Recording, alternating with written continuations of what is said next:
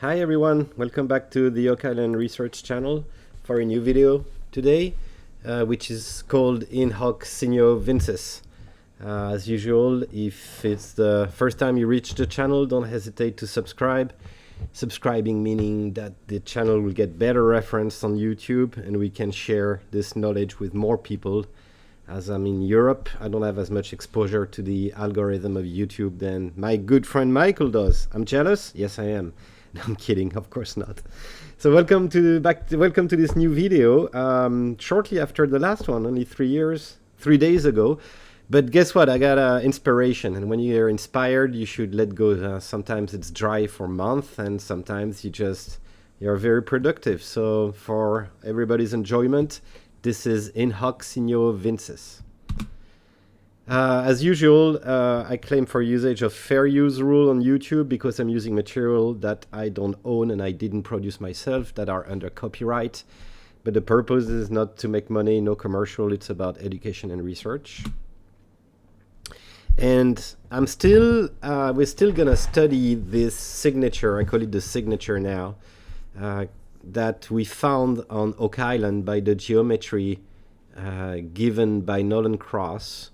And the geometry has been detected on the painting The Virgin of the Rock by Leonardo da Vinci, or Da Vinci, depending if you're French or American or Italian, I guess. So the remarkable thing about this is that the alignment match, as I demonstrated in a previous video, but they match with the proportion. And this is very important. PowerPoint, when you manipulate pictures and you stretch them, PowerPoint keeps proportions, ratios of length to width. And when I overlay, not only I make those point match, but because the proportion match, I have a remarkable overlay correspondency between the two pictures.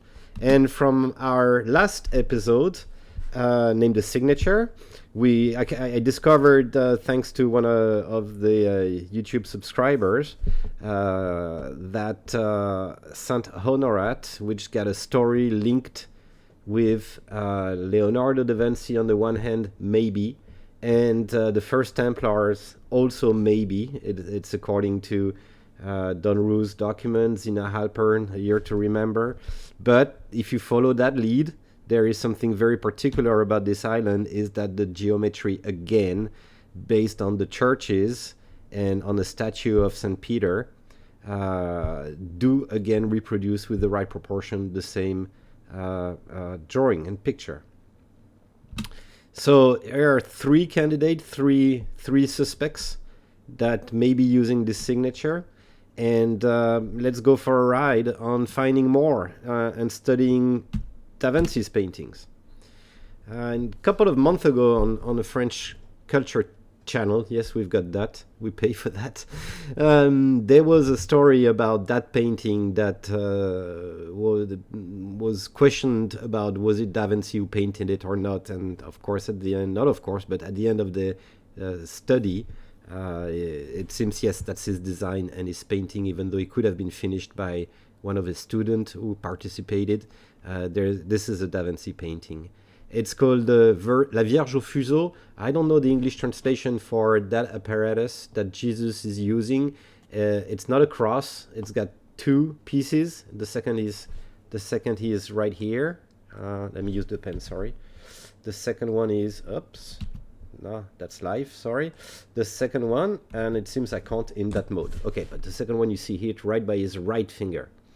And that tool, it's a tool used to weave wool, raw wool from a sheep, and that's how you would get not a wire, but a thread of wool by turning this and weaving the wool around.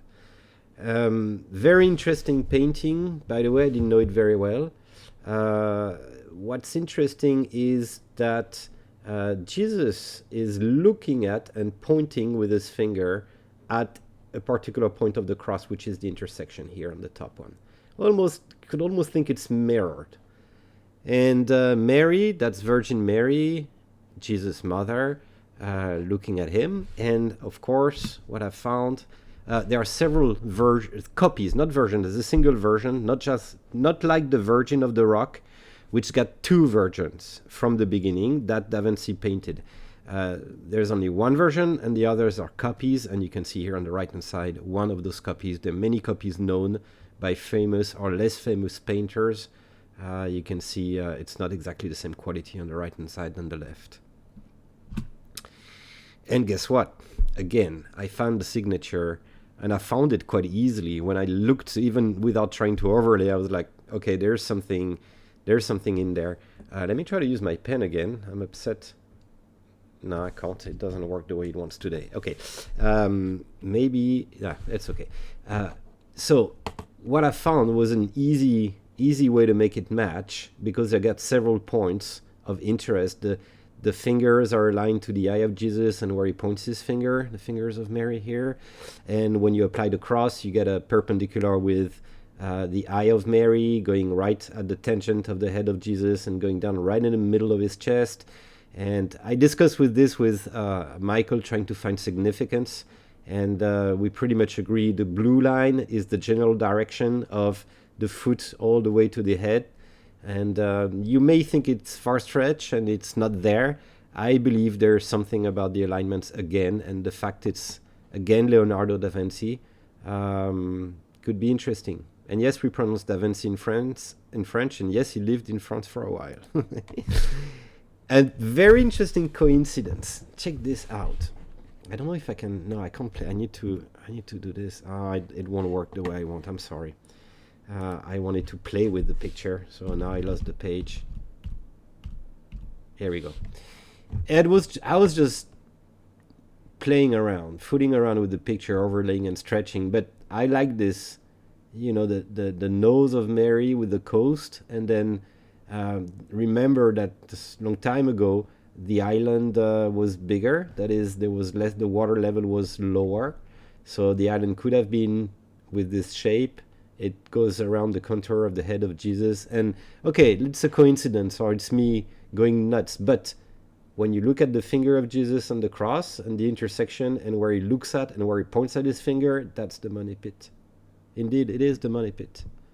So maybe, I'm going nuts with this, but I find it such a nice coincidence at the end of the day that Jesus is pointing the money pit where to start digging. Let's go to the next slide. Another painting of Jesus named The Virgin, Jesus Child, and Saint Anne. He started this painting, one of his early works, in 1499. He never finished it, though he went back to it a couple of times. And he passed away in 1519. But he hadn't finished. He never got finished, that painting. And you pretty much again see the alignment with the eye going to the mouth of Jesus, and again on the other side you got the tangent here, and all that line matches the face of I think it's Saint Anne. I'm not sure. Again, maybe not. I like the perpendicular angle works very well with the shoulder. Maybe not, but I think there's something coming recurrently. Another interesting coincidence, and again I was having a lot of fun, but the two heads, look at it here. One head going down, back in a rebound, and going into it, and when I overlaid, it contoured perfectly the sides of the island. I found it very interesting and funny. I think it's just a coincidence, but even the chin and the jaw of Anne here work good, and then he picks up again under the throat, the breast, at the top of the breast of Mary here. I mean, I find it very interesting, but again, I think it's just a coincidence. I tried on other paintings. Mona Lisa, I tried many ways. It doesn't work. I don't have enough points registering to the signature to conclude and concur that there's something in there. So I couldn't find anything with Mona Lisa, interestingly. I couldn't find anything either with La Seine. And that's the best I have, and to me it's not meaningful. I don't have any of those alignments and correspondences on La Seine either. So one of my first conclusion, it's worth what it's worth, but is that it seems Leonardo da Vinci embedded the signature only on paintings dealing with Mary and Jesus. La Seine is not. Mona Lisa is alone. But Virgin, Jesus Child, and Saint Anne, Virgin Mary and Jesus are there, and I can find, I think, the signature. Virgin, la Vierge au Fuseau, again, Mary and her child Jesus, the two of them, I can find the signature. The Virgin of the Rock on the top right with Angel Uriel and Saint John Baptist. Again, I can find the signature. It seems as when Mary and Jesus are involved, the signature is there carrying a symbol or a message we don't understand yet, even though I got ideas, but nothing to back it up.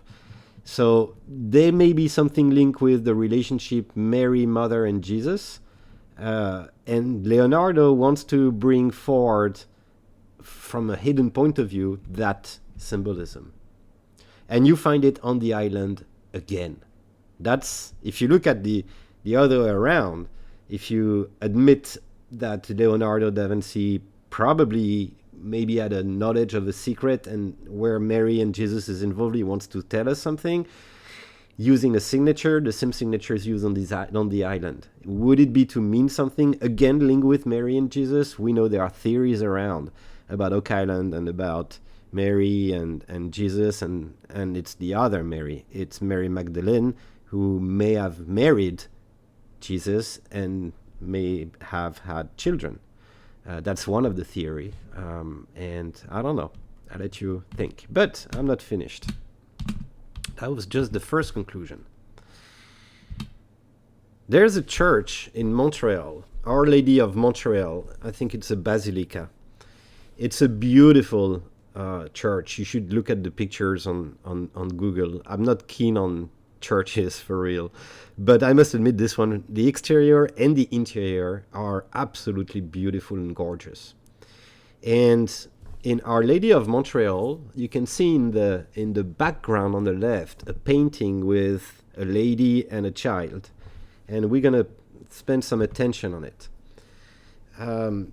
This painting was spotted both by Zina Halpern and Don Roux in their books, and it's supposedly, according to the Catholic symbolism, this should be Mary, Mother, and Jesus again.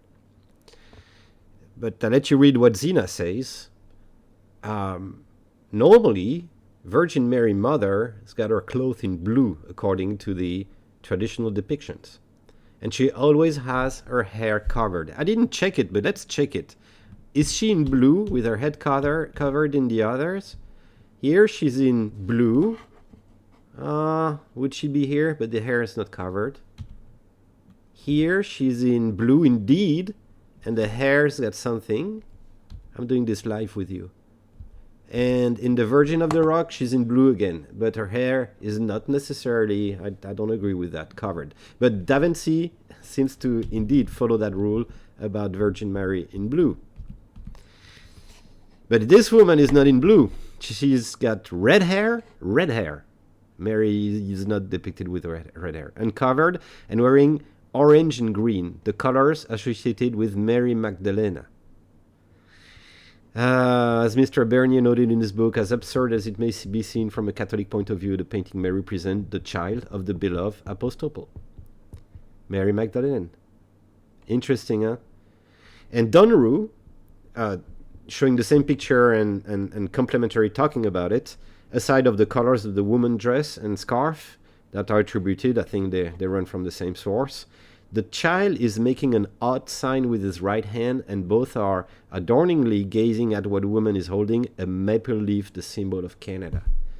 Did they land in Canada? Was that the target of their journey from Jerusalem? Is this Mary Magdalena wife of Jesus, and that's one of their son, you know. But one thing interesting is, yes, again, the signature works. It works differently from the other. It seems Da Vinci and the island are using a horizontal overlay here. Horizontal, almost always the same angle. Almost always the same angle. And it seems on this one, painting which is not by Leonardo da Vinci, which is much later, they use the signature, but they orientated a different way. Still, we can see the eyes are connecting, and the eyes are connecting to the maple leaf, and here the angles are respected again. So maybe, again, there's something hidden symbolism in all of this. I was asked by somebody commenting one of my last video, did you check it for the Arcadian Shepherd from Poussin, which is a very, very famous central piece of painting in the Rennes le Chateau mystery. And if you don't know Rennes le Chateau, you have to pay attention to it. I am deeply convinced there's a connection. Another video maybe, but Rennes is so rich into intrigues and riddles, and I spent a lot of time on that riddle in 2005 down to 2008. I went on site to Rennes le Chateau, visited the church in the area just by curiosity. My gosh, it's a place, and it's way more complex to understand and analyze. Plus, it's all in Latin. Gosh, who speaks Latin? At least our documents are in English and French on Oak Island, but anyways, somebody asked me, did you find the same signature in Poussin's painting in the Arcadian Shepherd? And to my surprise, this painting is nuts because some people analyzed it on other approaches and diagrams, and they found so many of them. Like the construction is just a geometric table, and just let's have a look at one of them here on the left. The shepherd's got a road that's going down here all the way, and when you use again with the right proportion the signature and you make it near the eye, you can see there's an alignment from the shoulder. He's got his arm stretched out, and it works perfectly well, and the blue line tangents with that proportion the cloth. Here I got a correspondency between the eye and the hand, of course, and vertically that would be the finger pointing at something that matches with the proportion. I mean, I don't need, if I've got this alignment or the horizontal one, I don't even have to look for other points vertically, because if I just find one point of interest, I know my proportion are right, and it shouldn't be there. Here again, the thumb of the shepherd is on the cross, and the angle in that case goes right from his foot all the way here to the junction of the shoulder and the knee. And here again, I've got the look of that shepherd that is looking down at the hand, and vertical correspondency, and in here the peak matches the forehead. I don't know, again, correspondences maybe, but I think those paintings carry some and more than this just message. All this leads us to Rennes le Chateau.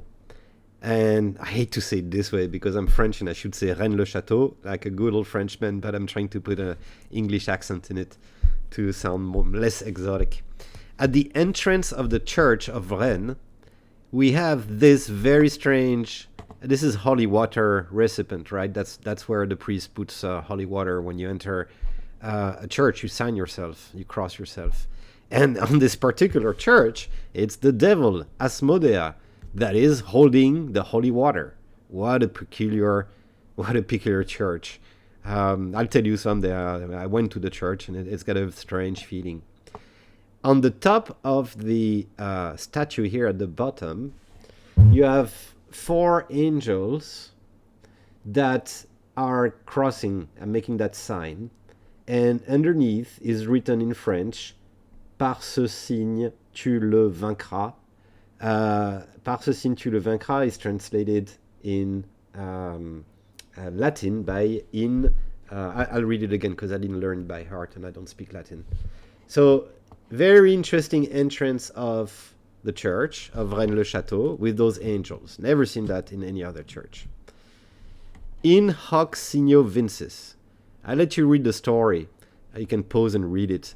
I don't want to read all that, but it was an illumination, something that Constantine saw in the sky. It was a burning cross, and it says, if you convert to Christianism with this sign, the cross, you will conquer your next battle, and he did, and etc., etc. I'll let you read. That's where it comes from. By this sign, the cross that he saw in the sky, he was victorious over his opponent. And in hoc signo vinces, by this sign you will conquer. So that's what it originally means, and it's a well-known Latin phrase in the Christian world. The problem we have here is that it is not what's written here at the bottom under the angels moving their hands to make that sign, to create that sign. It's not written, by this sign you'll conquer, because in French you've got le here. Par ce signe tu vaincras is the original translation of the original Latin sentence, which is aligned with Christianity. That's not what's written in that bloody church. It's not written, by this sign you will conquer. It is written here literally, by this sign you will conquer it. The le here refers to the it at the end. You will conquer something. And researchers on Rennes le Chateau haven't found a signification to it yet. Nothing explaining why did they put the le on top, and we know it's important, why this sign is important, but now you can connect maybe to Oak Island. And one remark I made on the previous video, by this sign, what is the sign? It's our signature. That's the movement you make when you sign, you cross yourself. Look at those angels, starting from the head, going down, right to the middle of the chest, not going down, down, down at the bottom, right to the middle of the chest, you stop here. And then you move up, as he's doing, on his left shoulder, the left shoulder, and of course you finish on this side.